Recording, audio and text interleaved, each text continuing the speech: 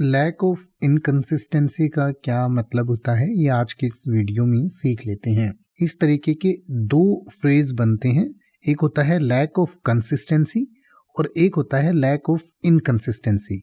दोनों में लोगों को बहुत कंफ्यूजन होती है और इसलिए मैं आपको दोनों का मतलब आसान शब्दों में समझा देता हूँ। लैक का मतलब होता है किसी भी चीज की कमी, ऑफ मतलब उस चीज की, और कंसिस्टेंसी मतलब होता है स्थिरता या किसी चीज पर लगातार काम करना या किसी चीज में लगातार लगे रहने के जो गुण होता है उसको कंसिस्टेंसी कहते हैं। तो लैक ऑफ कंसिस्टेंसी का मतलब हो गया कि स्थिरता की कमी या लगातार काम करने की कमी। अब इसका उल्टा होता है इनकंसिस्टेंसी, यानी कि किसी भी चीज पर स्थिर नहीं रहना को हम इनकंसिस्टेंसी कहते हैं, या लगातार काम नहीं करना जो होता है उसको इनकंसिस्टेंसी कहा जाता है।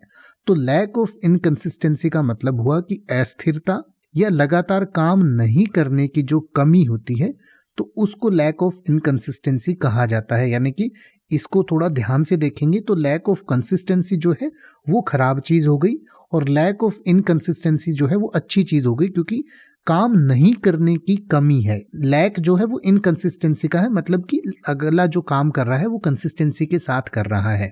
तो थोड़ा एक बार ध्यान से, अगर आपको नहीं समझ आया हो तो वीडियो को बैक करके दोबारा समझ लीजिए कि लैक ऑफ कंसिस्टेंसी होता है स्थिरता की कमी या लगातार काम करने की कमी, और लैक ऑफ इनकंसिस्टेंसी इसका उल्टा हो जाता है, यानी कि अस्थिरता की कमी या लगातार काम नहीं करने की कमी। यानी कि लगातार कोई काम करता है तो उसमें लगातार काम नहीं करने की कमी होती है।